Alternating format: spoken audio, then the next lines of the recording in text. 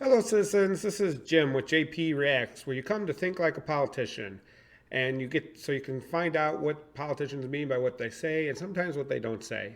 Today, we're going to take a look at a speech given by President Biden about diplomacy and what that means to him in his upcoming administration. So, if you're interested in that, stay tuned after this.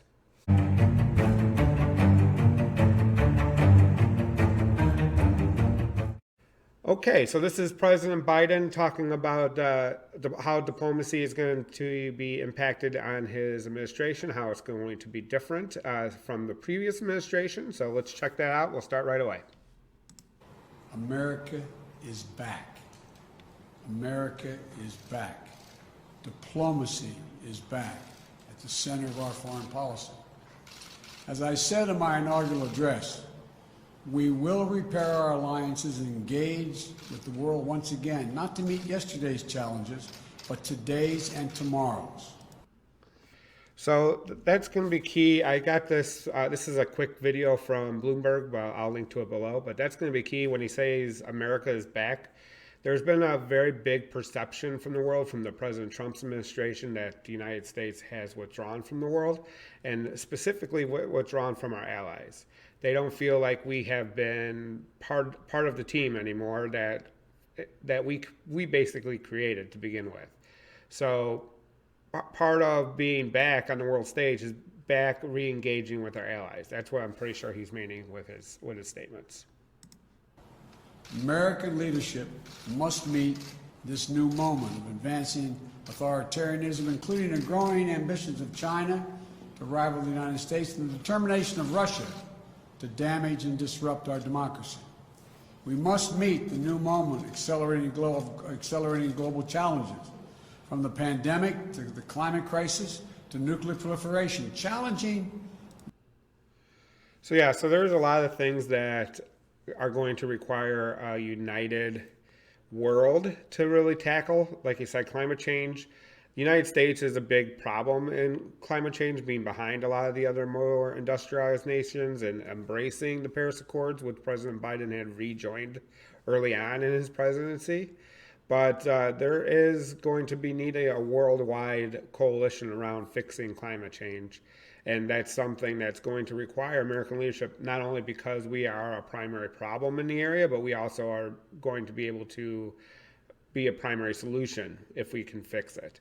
The pandemic obviously is worldwide. Just because we get the vaccine in the United States doesn't mean that the other countries don't need it. So they need it too, because they can bring it back, and they can cause, if it runs rampant in other parts of the world, new variants can come, which may not be susceptible to the vaccine, which could cause a whole new set of lockdowns in the United States, which nobody wants. And then obviously Russia in the last couple of elections has been really involved in trying to impact it through cyber attacks.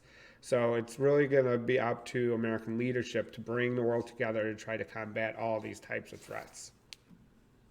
The will only be solved by nations working together and in common. We can't do it alone.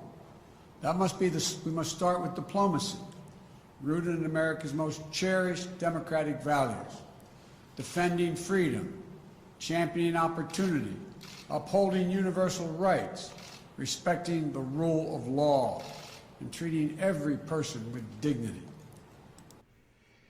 Yeah, so a lot of these things have kind of gone by the wayside during President Trump's administration, especially treating everybody with dignity. It has been looked on his actions on the southern border, and specifically by separating families and separating children from their parents, to be inhumane and against American values. Not only that, it really hurts our ability to stand on the world stage and say you must act in a specific way when we can't even act that way ourselves.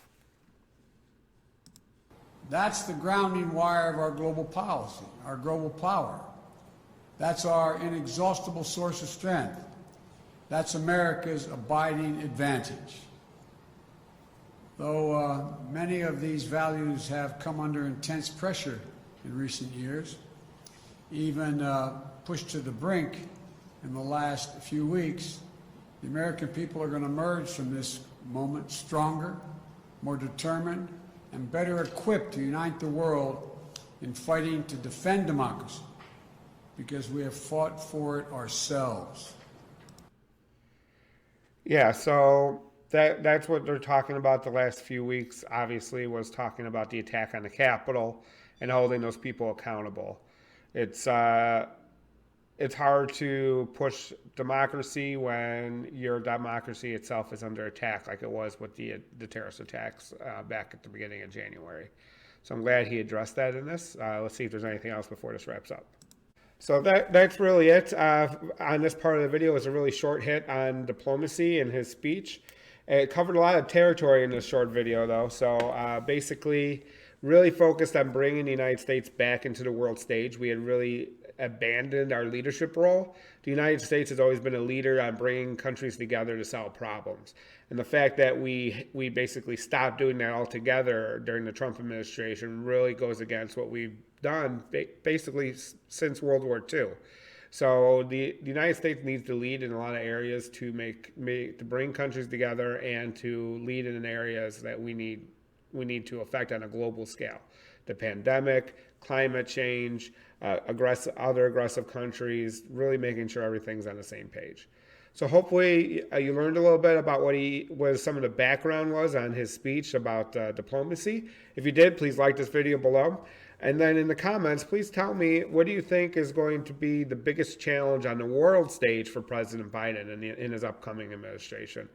I would really be interested to see what other people think about that. So until next time, I'll see you around the internet. You have a great day. Bye.